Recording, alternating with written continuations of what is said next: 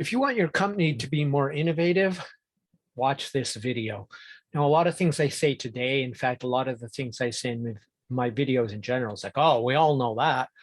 But because people aren't doing it, that's one of the reasons I focus mostly on the motivation, getting people to pull the trigger. Most people lack not knowledge, but follow through and action and consistent behavior towards that knowledge. But that's not what we're going to talk about today. So if anything in this video is share worthy, or even better yet, as I've just learned from a book I would highly recommend called The YouTube Formula, read it, listen to it. It's an awesome book about how to be better at YouTube and how that algorithm works and evolves. Okay, so based on that, if you like this video, please watch a number of related videos, which I will put links in throughout this and in the description. Thanks very much. Okay, so the number one, I've broken this down to 4 core concepts, 4 simple things we all know again, but we're not all doing. And there's, as usual, lots of superstitious horse shit out there. And you might guess by now, if you've watched any of my videos, I'm not big on that. I believe in science and results. Nobody disbelieves in planes. Nobody doubts the existence of planes. Don't have to believe anything. They still fly anyway. That's the kind of results that I like. Okay, so the first one is get enough sleep. I've talked about this in a number of other videos. There's a long list of neurological things that sleep does, including cleaning neurotoxins out of your brain, broken down neurotransmitters, but also building up new neurotransmitters and integrating memory from the previous day. So if I can find it, I'm a little afraid to say this because I'm not sure which video it is. I'll put the link to the video here and then in the description where I talked about that a little more. The second one is meditate. Now, the last 2 videos I did, yesterday's was, I think I called it meditation manifestation, and the one before that, so 135 and 135 of the Crush It Club series of videos that I'm doing, both talk about meditation. I would honestly recommend 135 as being more related to the benefits you get neurologically than the first one, though they both have good information about why meditation is important and valuable and everybody on earth should do it, starting immediately and ongoingly until you die, because it's that profound in terms of the neurological changes and benefits it can deliver. So think of it this way. I'm going to put a couple of videos, one here on the, it's like 4-minute neuroscience on mindfulness right there and in the description. And another one here about which is just going to be a, oh, I can't put it there because it's a paper. I don't have the kind of view count that allows me to do that, but I will put it in the description. It's called it talks about the neural mechanisms of mindfulness, the difference between the task positive network and the default mode network, which is actually described in the 4-minute neuroscience also. So the gist of the task positive network is it's sort of the antithesis of the default mode network. So this is various areas of the brain that are engaged in different tasks. So a task positive network is engaged when you're doing effortful focus on something. So that would include meditation.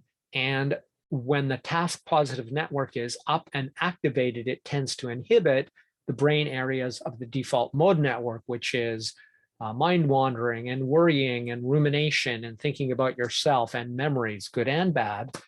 And what we really need to seek is an equilibrium between these two, because we do need to learn from the past, the good, especially the bad, but we tend to spend about 2/3 of our time thinking about the bad and ruminating on it, which doesn't help us and actually just makes us mostly depressed. The task positive networks shuts that down. And one of the great things about that, and one of the main reasons I decided to do this video is, we'll call it white on white. I thought I'd lost about 50 video ideas because I had actually turned the text on my spreadsheet white. So it was white on white. So when you turn on the task positive network, it shuts down a lot of that monkey mind, or grasshopper mind, as my father used to call it, chatter that's going on. So it allows the more subtle signals, including insights, unique connections, and so forth, that are oftentimes the fodder or the birthplace of many ideas, many innovations. So when you shut down the chatter, you're more likely to notice it. And in general, I am now, in the last 6 months to a year, the vast majority of my ideas actually come to me while I'm meditating.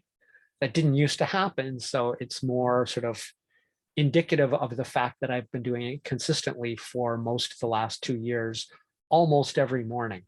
And the difference is obvious. Previous to that, it came at any time because I've spent my whole life inventing and doing things. But it's interesting how much more it comes, not necessarily at the ideal time when I'm supposed to be focusing on my breath in the moment. But that's one of the beauties of it. And that's the next thing, right? So the first one is sleep, and the second one is meditation, because it shuts down the chatter, which allows us to see more subtle signals. This is not coming from some metaphysical source, or if it is, you can't prove it, and neither can I. So I'm going to stick with the neuroscience, which tells us otherwise, that this is why we notice more subtle things, how we train our reticular activating system, which selectively pays attention to what we deem and focus on as important. That's why you notice the same car, or the car you didn't buy, the day after you bought your new car.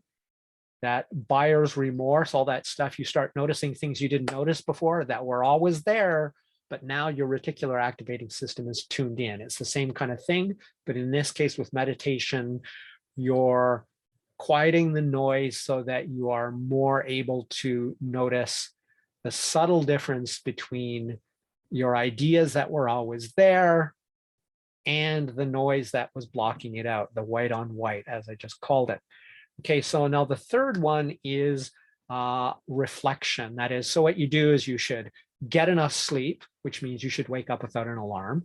The next thing you should do probably is meditate to quiet that noise and allow yourself to get much more of those subtle ideas. This helps you in the boardroom too, both of these. And then the next one is to reflect, that is, think deeply about the meaning of it. And I'm going to have a link also here and in the description from Charles Duhigg, who did, I believe it was Smarter, Better, Faster. It was, oh, Smarter, Faster, Better. I got it right here. And he talks about, as you're going to work, imagine how your day should look like. This is one of the components of reflection, that it is like, okay, so what kind of solution do I want? What problem am I trying to solve? And what would that look like? It gives you not only a template and a focal point as to what you should be paying attention to, but also what is deviant from it, what is distracting from it. Or I was like, well, hold on, we need this and this and this, but this process that we're doing, or this other thing, activity we're doing, is actually heading us in the wrong direction. So you need to have enough sleep so you can think better on the most fundamental basis. Meditation is great. Reflection is something you should do continuously. That is, thinking about what you're already sort of thinking about, deeply reflecting on it. That could be a meditation, but it doesn't have to be. The next is test, getting into the science. You take all these other things, you take your new connected ideas, then you test them in the real world, you brainstorm, and I have some stuff, maybe I'll put some stuff here about how to brainstorm better, because most people brainstorm wrong. That is, given the data, given the science behind brainstorming better, there are better ways to do it. I'll try to find a link on that. I'm overpromising today. In any case, so what you do is you test, you experiment, and then you loop back and iterate, right? It works, it doesn't work. Finally, I would like to ask you to watch a video, and that is, please watch the video, which is Crush It Club number 113, How to Innovate on a Continuum. to find other considerations that will help you innovate better.